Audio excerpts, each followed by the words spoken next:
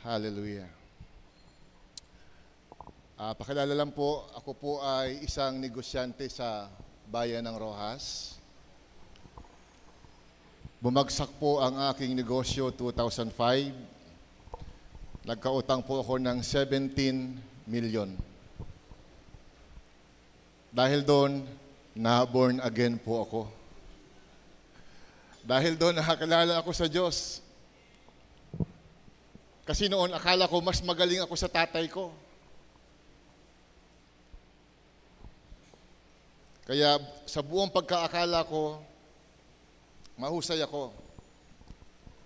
Pero bumagsak ang negosyo ko. At dahil doon, dumating ang panahon na parang gusto ko nang magpakamatay. Pero may purpose ang Diyos. May purpose ang Diyos sa buhay ng bawat isa sa atin. At yung tema ninyo, in everything, give thanks to the Lord. In everything, give thanks because this is God's will for us. Sa lahat ng sitwasyon, sa lahat ng panahon, anuman ang pinagdadaanan natin, dapat tayong magpasalamat at magpuri sa Diyos.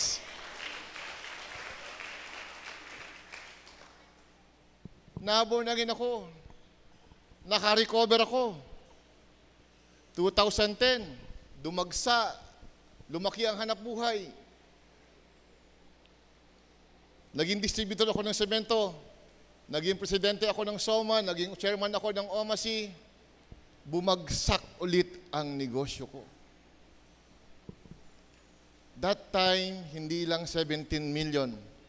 Umabot ng 120 million.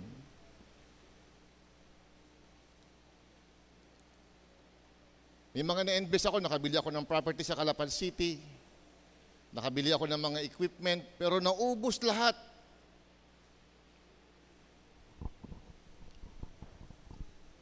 May natira pa rin, 52 million na pagkakautang. Kahit anong kwenta ko, walang solusyon. Kahit anong isip ko kung paano ko babayaran, walang solusyon.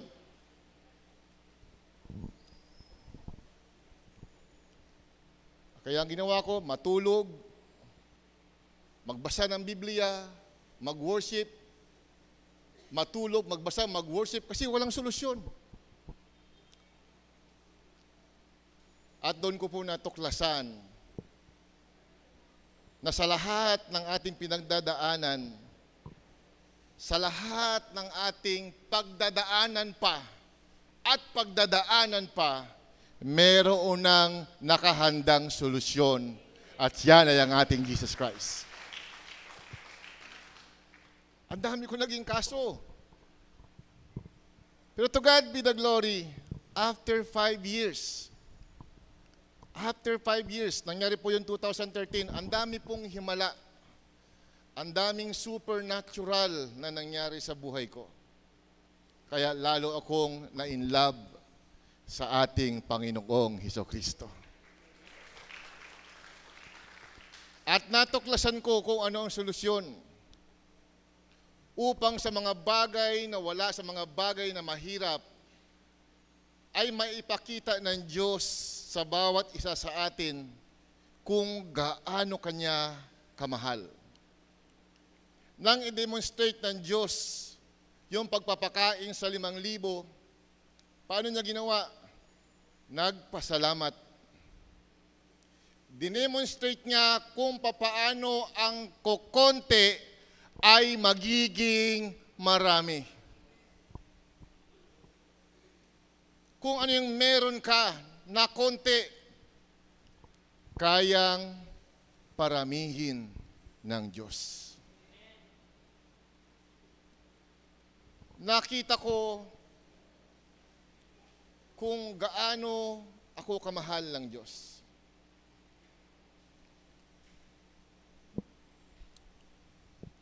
To make it short, yun pong aking pagkakautang, yun pong naging napakarami kong naniningil sa akin within the span of 5 years. 2013 po, 2018, may nagtiwala sa akin. Kasi that time, yung mga local supplier, hindi na po ako pinagkakatiwalaan. Pero dahil may Diyos akong sinasampalatayanan, may Diyos akong pinaniniwalaan, at mayroon siyang salita na aking pinanghahawakan, pangako ng Diyos na siguradong hindi mapapako at tinitiyak ko sa inyong hindi Kanya pababayaan.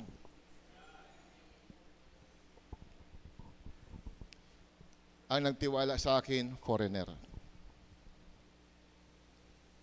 At dahil doon, nakabalik po ako sa hanap buhay. 2018, 2023 po ngayon, yun pong aking pagkakautang na 120 million, yung mga bayarin ko noon, ngayon po almost settled na. Nakabili pa po ako ng lupa dito sa Tumingad at ongoing ang construction ng warehouse. Bukod po dyan, meron po rin akong pinapatayo sa Rojas. Nakabili din po ako ng 1.4 hectare at ongoing din po ang construction ng vibrating plant. This year, 2023, ang naging investment po ay almost 70 million. Hindi kayang gawin ng tao. Hindi kayang solusyonan ng tao. Pero kayang gawin ng Diyos sa sinumang maniniwala at magtitiwala sa Kanya. Ang sikreto, magpasalamat. Hindi mo pa nahahawakan, hindi mo pa nakikita, pero naniniwala ka na mayroong kayang gawin ang Diyos. Ang Diyos ang lumikha ng lahat ng bagay sa mundong ito. Kung ang Diyos ang lumikha ng lahat ng bagay sa mundong ito, alam din ng Diyos kung ano ang pangangailangan ng bawat isa sa atin. Alam din ng Diyos ang solusyon sa lahat ng pinagdadaanan mo. Kung napapansin ninyo, hindi ko binabanggit ang salitang problema. Sa bawat araw ng buhay ko na paghahanap buhay ko, hindi ko po yan binabanggit o tinatanggap na sa buhay ko.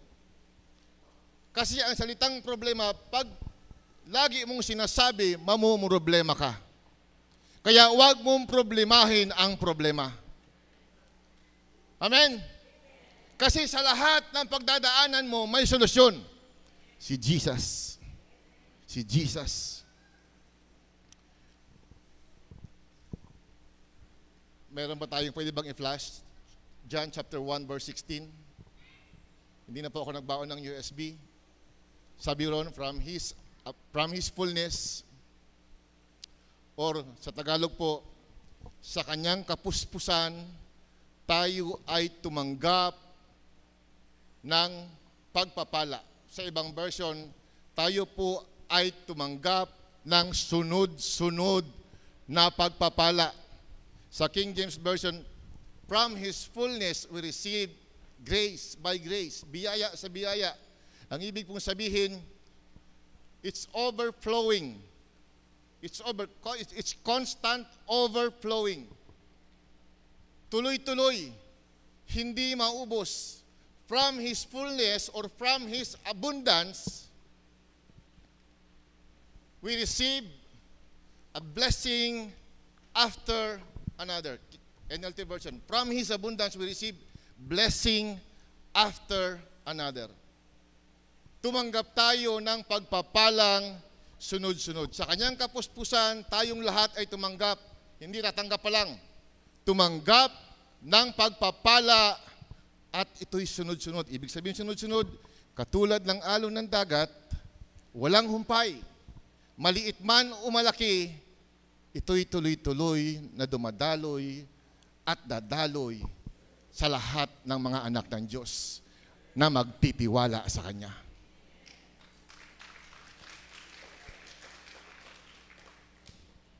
Sa lumang tipan, Deuteronomy chapter 28, verse 1 hanggang 14, sabi roon, kung susundin mo, if you fully obey the commandments of God, you will be blessed. So, nakasunod na doon po lahat ng pagpapala ng Diyos. Pagpapalain ng iyong kawan, pagpapalain ng iyong mga anak, lahat ng iyong gawa ng kamay, pagpapalain, nakalagay rin doon, you are the head and not the tail, you are always on the top and not on the bottom. Sa verse 15, but if you refuse to obey, lahat ng pagpapala doon ay mapapalitan ng sumpa. Kaya kung hindi ka makasunod, sumpa ang kapalit. Pero sabi ni David, Psalm 37 verse 25, once I was young, o kaya mula ako'y pagkabata hanggang ako'y tumanda, wala pa akong nakitang lingkod ng Diyos na kanyang pinabayaan o ang kanyang mga anak ay naging hampas lupa. Hallelujah. Sabi ni Jesus sa John 10:10, ayoko pong i-highlight yung nauna kasi lagi po itong kino-quote. Doon ako sa sinabi ni Jesus, my purpose is to give you a rich and satisfying life. So yun ang dahilan ng pagpunta ni Jesus sa lupa. Ang bigyan tayo ng buhay na ganap at kasiyasiya. Buhay na ganap at kasiyasiya. I have come to give you life. Sabi niya doon, life that is abundant. Ibig sabihin ng abundant ay it's overflowing, it's more than enough.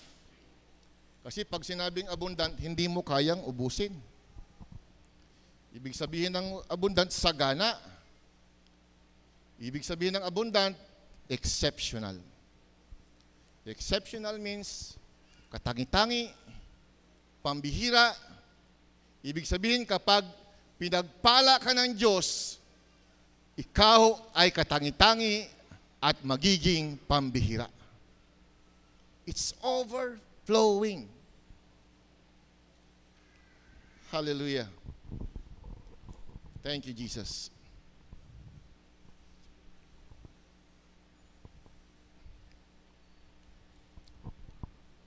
Sa lahat ng sitwasyon, laging mayroong dumarating na pagsubok sa atin. Hindi natitigil ang pagsubok. Palaging nandyan. Akala ko po noon, nung nalugi ako ng 17 million, akala ko katapusan ko na. Nakabalik ako, mas malaki yung nalugi sa akin, 120 million. Akala ko mas lalong katapusan ko na. Mga kapatid, ang pagsubok ay stepping stone lamang. Bawat level ng ating pananampalataya ay may nangyayaring kakaiba. Yung 17 million, kaya nangyari dahil may mas malaki pa palang opportunity. Naging 120 million. Bumagsak ulit. Yung 120 million transaction na yon, yan po ay sa Mindoro lamang. Nang bumagsak ang negosyo ko, lumabas ako ng Mindoro. Akala ko pangit. Wala palang pangit sa Diyos. Kasi lahat ng pangit, kaya niyang pagandahin. Kaya niyang pabutihin. Pag alis ko ng Mindoro, mas lumawak po ang teritoryo ng aking hanapbuhay na ipinagkatiwala ng Panginoon. Meron po akong warehouse sa Batangas, naglalaman po ng 300,000 bags na semento. Dito po sa Ojongan, 46,000 bags. Diyan sa tiyuhin ko kay OGF. Pero diyan po sa ginagawa, maglalaman ho yan ng 100,000 bags. Sa Iloilo, 150,000 bags. Sa Oriental, more than 100,000 bags na semento. So ang kabutihan ng Diyos ay sagana. sa bawat isa. At dahil nakikita mo ang kabutihan ng Diyos, nagiging mas lalo tayong mapagpasalamat sa Diyos. Mas lalo tayong nalalapit sa Panginoon. At habang lumalapit tayo sa Panginoon, habang nai-inlove tayo sa Panginoon, alam niyo po, wala ho akong makitang pangit. Wala ho akong makitang pangit. Nakakala mo yung nangyayari sa paligid mo pangit. Ako lagi ko nakikita, may mga dahilan ang lahat ng bagay. At ang lahat ng sitwasyon, ang lahat ng panahon ay may takdang panahon. Sa bawat isa sa atin, kapag dumating ang takdang panahon na para sa iyo, hindi yan kayang harangan ng kahit sino paman. Kapag pinagpala ka ng Diyos, hindi yan kayang agawin sa iyo ng kahit sino paman. Pwedeng maudlot, pwedeng magkaroon ng pag-delay, pero hindi yan kayang agawin sa iyo.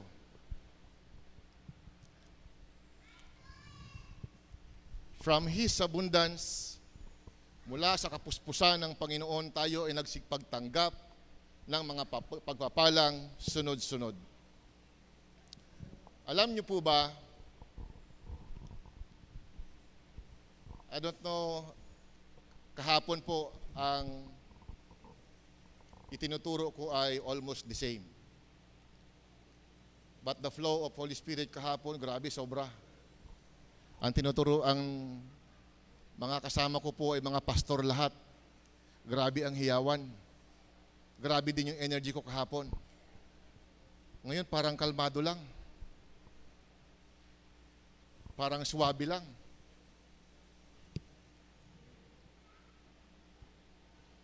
Oh, Holy Spirit.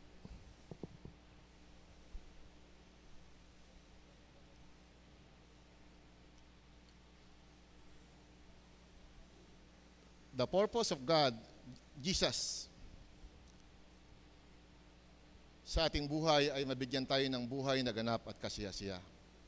Pero paano tayo magkakaroon ng buhay na ganap at kasiyasiya kung yung mismong sinasabi niya ay hindi mo pinaniniwalaan? Hindi mo sinasampalatayanan. Kaya marami sa atin ang nagkiklaim pa rin napakahirap ng buhay. Alam niyo po ba na may kapangyarihan ang salita? Na kapag nagbabanggit ka ng negatibo ang mangyayari, kapag maganda ang sasabihin mo, maganda ang mangyayari. Naniniwala tayo na ang lahat ng bagay sa mundong ito ay lumitaw sa pamamagitan ng salita ng Panginoon. Lahat ng sabihin ng Diyos nangyari. Kaya po, nung ito po ay naibahagi sa akin noong mga unang taon ko sa pakikinig ng salita, tinanggap ko po ito na makapangyarihan ang salita. Natuto po akong magtawag ng mga bagay na wala. Natuto po akong magtawag ng mga bagay na aking kailangan. At sa maniwala kayo sa hindi, nangyayari. Nangyayari dahil sa ikaw ay nananampalataya at nagtitiwala sa salita ng Panginoon. Minsan po, kasi mahilig po ako magtawag, from north to south, from east to west. Lahat na, ginagawa ko po yan nung pong bumagsak yung negosyo ko, 2017. Naniwala ako sa Panginoon, nagtatawag ako palagi. At nangyayari, yung mga tinatawag ko nangyayari. Minsan po, parang nag-dare lang ako na may papasok na dollar sa bahay namin. Wala naman po akong transaction dollar. Testing lang.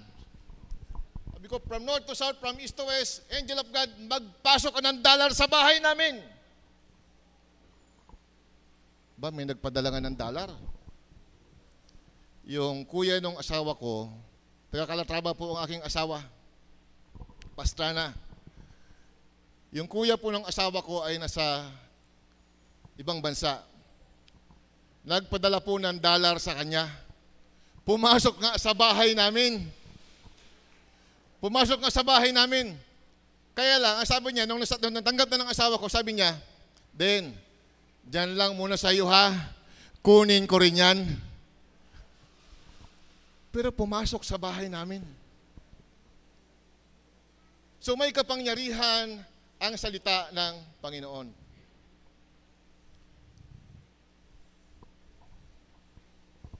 Ako po'y naniwala sa nangyari po sa buhay ko, sa naging karanasan ko, naniwala na po ako sa supernatural. Naniwala na po ako sa kayang gawin ng Diyos. Naniwala na po ako na lahat ng bagay sa mundong ito ay mayroong solusyon. Lahat. Kaya, hindi na po ako natatakot kapag dumating ang mabibigat na pagsubok. Kasi alam ko, mayroong solusyon. Kapag dumating ang mabibigat na pagsubok, huwag po kayong matakot. Sa halip, maging excited kayo. Amen? Bakit magiging excited? Takot na nga, masamang balita. Bakit magiging excited pa rin ako? Kasi, magpapakita ng himala ang Diyos sa iyo sa lahat ng pagdadaanan mo, sa lahat ng sitwasyon, para bumilib ka sa Kanya. Kaya hindi nakakatakot pag dumating ang mabibigat na pagsubok, kundi mag-antay ka, abangan mo, ano ang gagawin mo, Lord.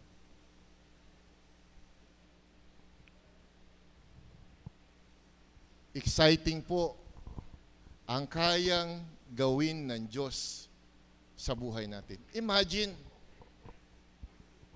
hindi ko kayang isipin kung paano ko babayaran yung pagkakautang na yon. Kahit anong isip ko, wala, sumasakit lang ulo ko. Kahit anong kwenta ko, walang solusyon. Hindi ko kayang kwentahin, hindi ko kayang isipin. Kaya tumigil akong mag-isip. Tumigil akong magkwenta. Kasi nga, walang solusyon. Pero doon sa walang solusyon, doon magaling ang Diyos. Doon magaling ang Diyos. Kaya sino ang hindi magkakaroon ng pusong mapagpasalamat sa Panginoon? Sino ang hindi magpapasalamat sa Diyos gayong nakikita mo kung gaano kabuti at katapat ang Panginoon? Sa kabila ng ating pagkakamali, walang sawang pagkakamali. Sino bang hindi nagkakamali dito? Sino bang hindi nagkakasala dito? Lahat tayo nagkakasala. Lahat tayo nagkakamali. Pero salamat sa Diyos. Sa lahat ng ating pagkakamali, lahat ng ating kasalanan, lahat ng yan ay inubos sa katawan ni Jesus. Walang itinira, walang itinirang galit para sa atin dahil ang galit ng Diyos inubos sa katawan ni Jesus. Kaya't ikaw at ako ngayon ay malayang makapagsamba at makapagpuri sa Diyos dahil sa ginawa ni Jesus sa buhay nating lahat. Si Jesus ang namatay upang tayong lahat na makasalanan ay mabuhay. Si Jesus na anak ng Diyos ay naging anak ng tao upang ikaw at ako ay maging anak ng Diyos. Si Jesus na namatay, siya ay naging mahirap upang sa kanyang kahirapan, tayong lahat ay magsipagyaman. Kaya nga kanina sa kanyang kapuspusan, tayo'y tumanggap ng sunod-sunod na pagpapala. Sunod-sunod na pagpapala. Walang humpay. Hallelujah. Ephesians 2:8, for by grace we are saved through faith. Sa pamamagitan ng kanyang biyaya, tayo ay naligtas. Hindi dahil sa ating gawa, kundi ito ay regalo ng Diyos. We are saved through faith.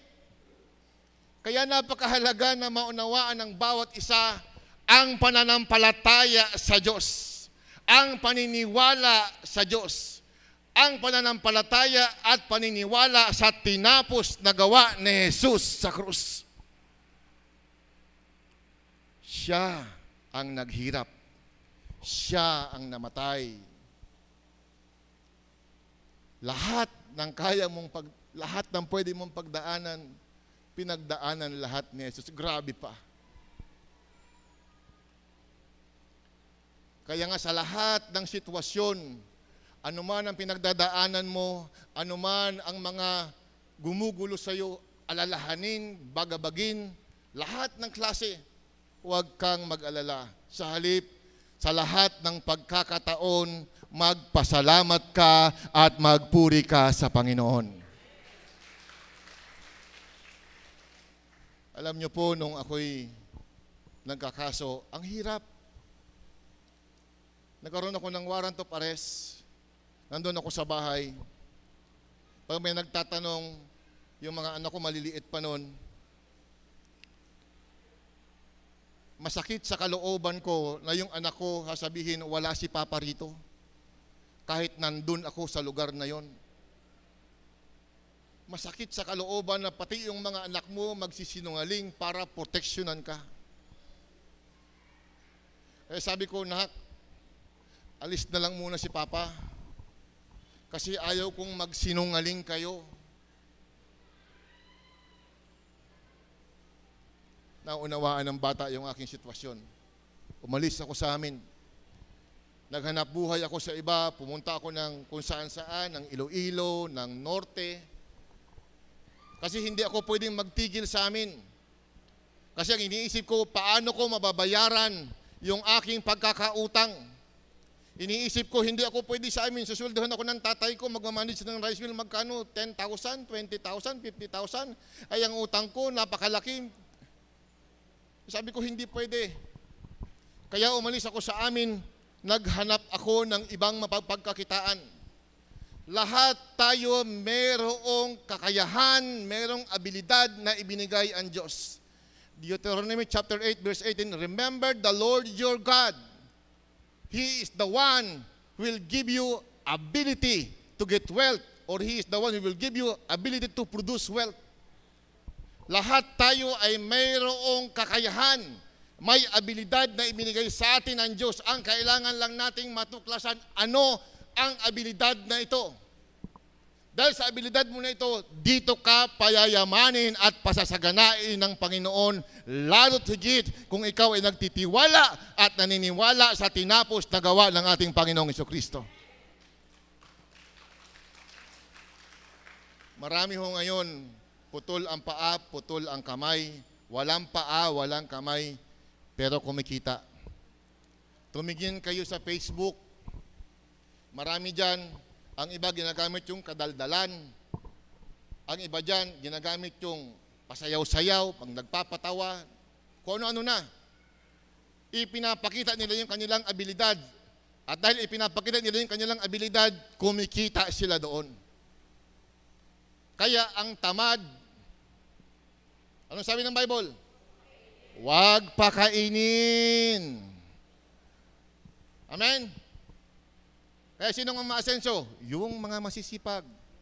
Yung mga gumagawa. Alam nyo ba na ang pagpapala ay nag-aantay sa atin? Sa lumang tipan, surely goodness and mercy shall follow all the days of our lives. Kanina, from His abundance, we received. Receive with ed po, past tense, we receive. Tayo'y tumanggap ng pagpapala. Tayo'y tumanggap ng sunod-sunod na pagpapala. Ibig sabihin, nauna na sa atin. Tinanggap na natin. Pero bakit hindi ko pa nahahawakan? Bakit hindi ko pa nahahawakan? Bakit wala pa naniniwala naman ako? Totoo bang naniniwala ka? Kung naniniwala ka, gumawa ka. Huwag kang maging tamad. Lumabas ka ng bahay mo, magtrabaho ka. Kaya sa galing mo, sa abilidad mo, sigurado ako, tinitiyak ko sa iyo, pagpapalain ka ng Panginoon. Sinabi niya, gagawin niya. Amen? Si Peter po, nang sinisingil sila ng tax collector, sabi ni Jesus, punta ka sa lawa. Ano bang trabaho ni Peter? Fisherman. Tama? Fisherman. Iyon ang skill ni Peter. Mangingisda. Magaling siyang mangisda. Sabi ni Jesus, punta ka sa lawa, maghagis ka ng kawil, yung unang isda na mahuli mo, mayroong silver coin sa kanyang bibig, kunin mo. Yun ang ipambayad mo. Alam niyo po ba, si Peter habang papunta pa lang doon sa lawa, yung isda naghahanap na ng ng silver coin. Gaano kahirap sa isang isda na may subo-subo ka ng silver coin sa bibig tapos magpapahuli ka pa?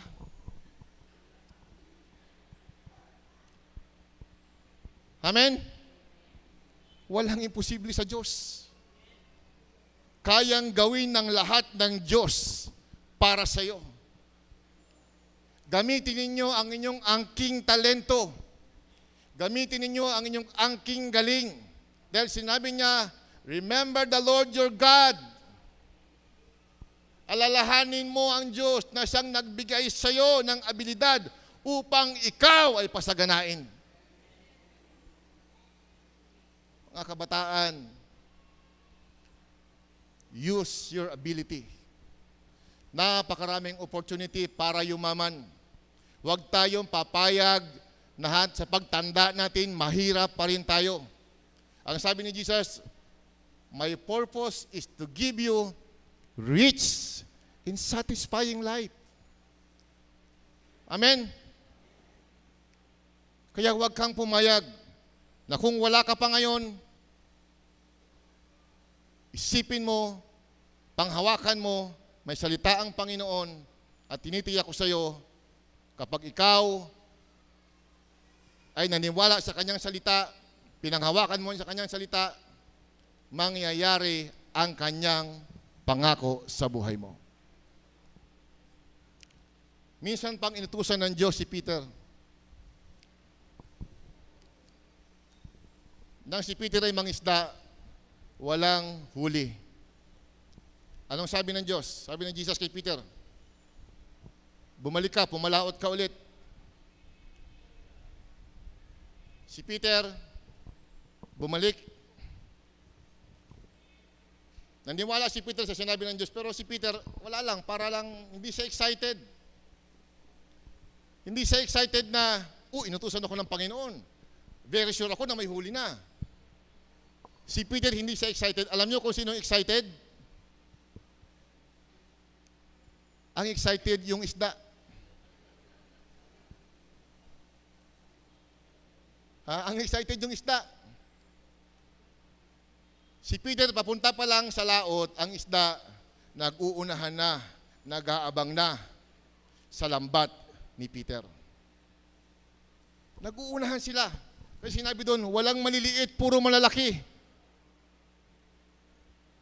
Ganyan magpala ang Diyos. Ganyan magpala ang Diyos. Papunta ka pa lang, nakahanda na ang pagpapala ng Diyos. Walang mahirap at walang imposible sa Panginoon. Kaya niyang gawin lahat ng mga imposible na maging posible para sa iyo. Marami hong nagbago sa aking kaisipan nung ako'y manampalataya at magtiwala sa Diyos. Dati po, ako, panay din ang tanim ko. Pag may bigayan, tanim din ako dati, tanim din ako ng tanim. Pero marami hong nagbago nung maniwala ako na tayo'y pinasagana ng Diyos. Nagbago ang aking kaisipan. Paano ako ngayon nagbibigay? Hindi ako nagtatanim.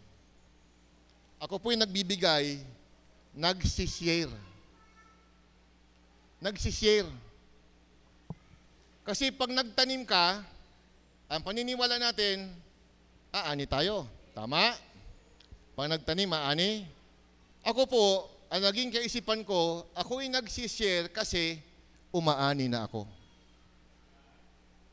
Merong mga halaman, isang taniman lang, kuha ka na lang ng kuha. Same thing with the Lord. Kapag naniwala kang pinagpala ka ng Diyos at naniwala ka na ikay umaani, pinaniniwalaan mo na hindi ka na nagtatanim, kundi umaani ka na dahil ang inaasahan mo, wala nang tigil ang pagdating at pagdaloy ng pagpapala sa buhay mo.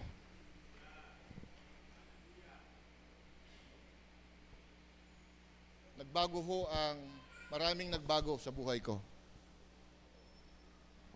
Sa pananalita, sa paniniwala, maraming nagbago. Napakarami.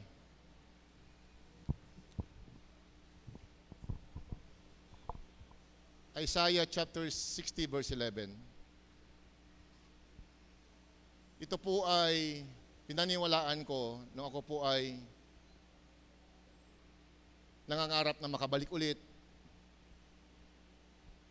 Nangangarap na lumaki ulit ang hanap buhay ko.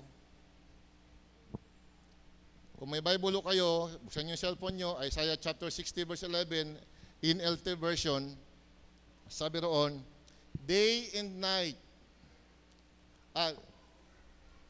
Tingnan natin.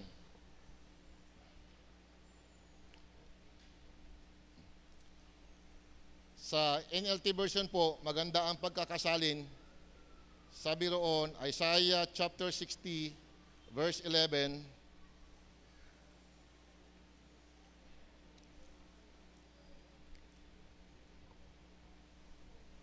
verse 11, sabi dito,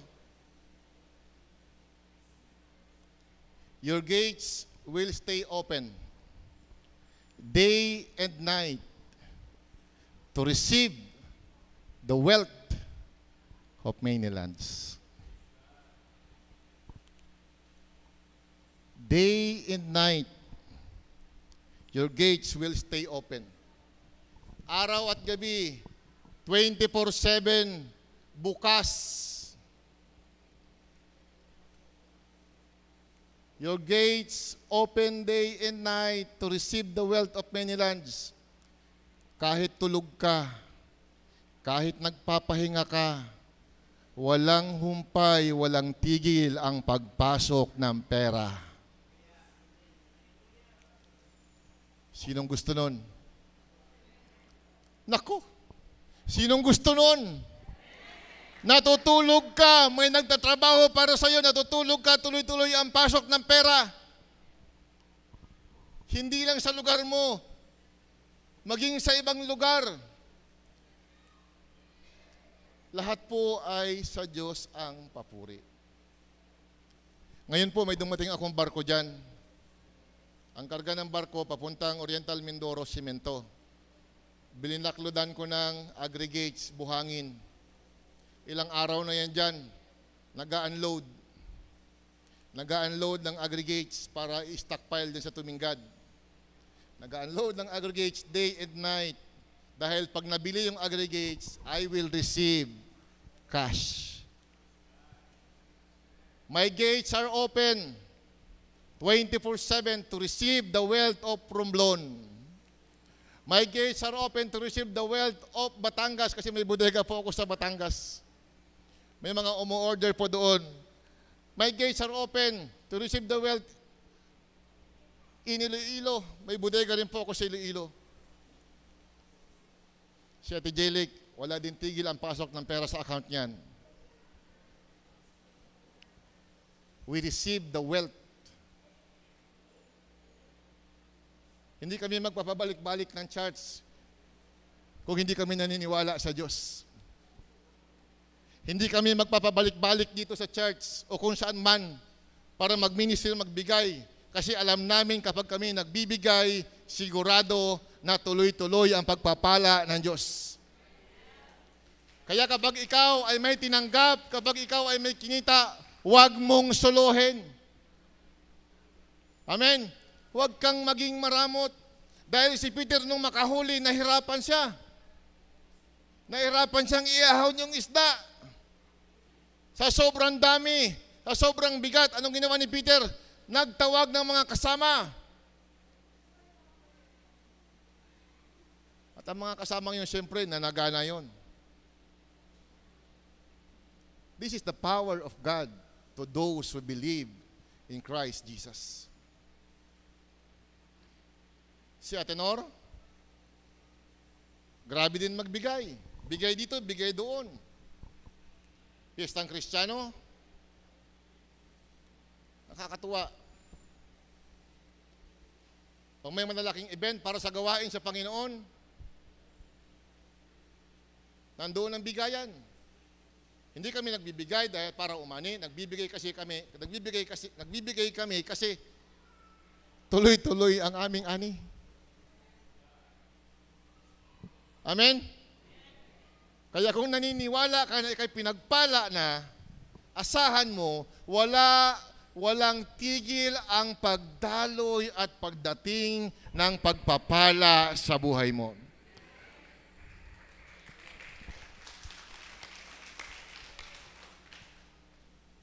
Hallelujah. Isaiah chapter 60 verse 20, sabi roon,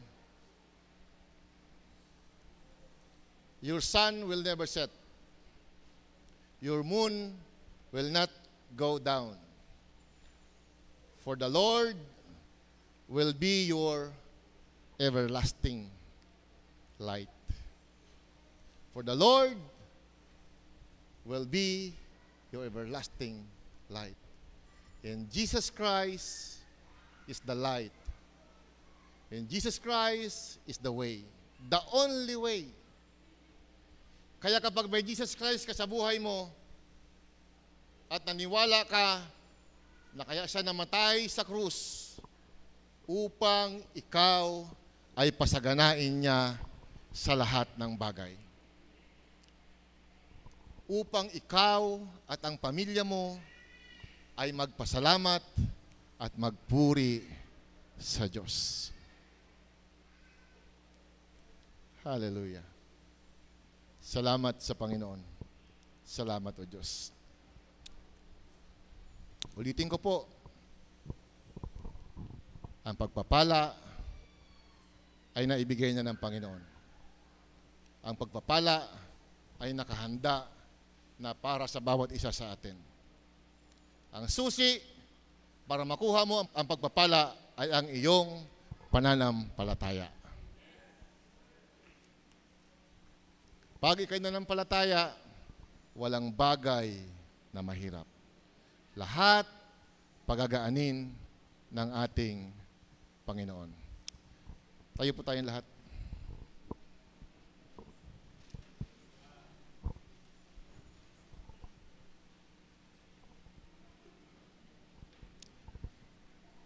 Ama, salamat Panginoon sa iyong salita, O Diyos, na naipahayag Panginoon sa gabing ito.